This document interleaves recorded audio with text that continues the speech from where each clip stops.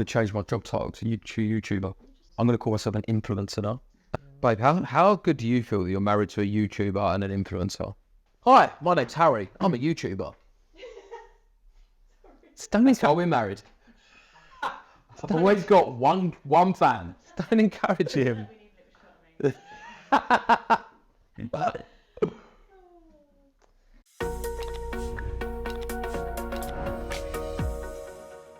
After the mic drops, episode 14, here we are.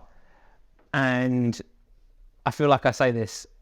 What a fantastic guest this was. A fantastic guest. A real friend of the Red Club. I mean, I can say this with a degree of authenticity because Maria really, really is a friend of the Rec Club. We love Maria.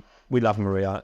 Amazing. I think probably one of the most insightful and kind of genuine people that we have interactions with. Absolutely. But her episode... Filmed in the jungle room, in the Alteos. Yeah, filmed office. On site in the Alteos office in Berlin. Just opposite the bar, which I helped myself to prior to the event. Cool. And that is they have a bar in their office. And that is part of the thread of what we're talking about, right? Because they put... Should we do an episode where we get hammered? Many people would probably That argue would that be you're quite cool. hammered a lot of the time. But I don't want to, influence the wrong people because I'm an influencer. So. Apparently so.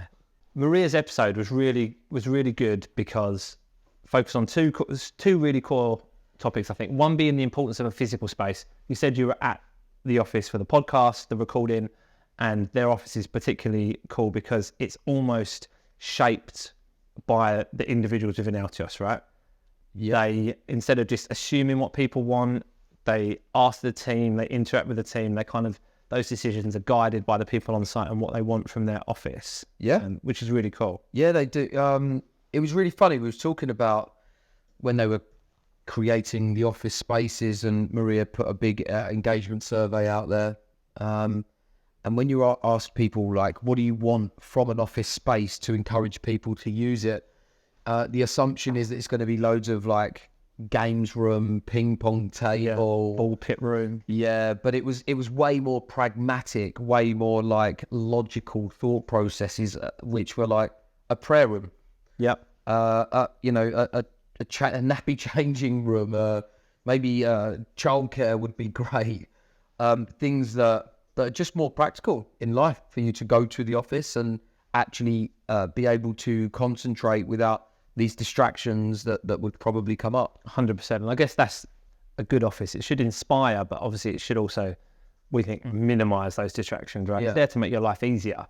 So that was really interesting. So there's lots of stuff about the importance of the physical space. Yeah. But equally as interesting is Maria's thoughts on how TA should have a seat at the senior table, right? It can be a proactive department or function, not 100%. necessarily a reactive one. This is a topic we've touched upon in many other episodes. It's a topic that I think comes up in conversation often with lots of different clients, because particularly over the last 12 months we've seen such catastrophic changes in TA teams and structures because these potentially because somebody at a senior level in TA didn't have the right seat at the table. Yeah. Demand, workforce planning and budgeting.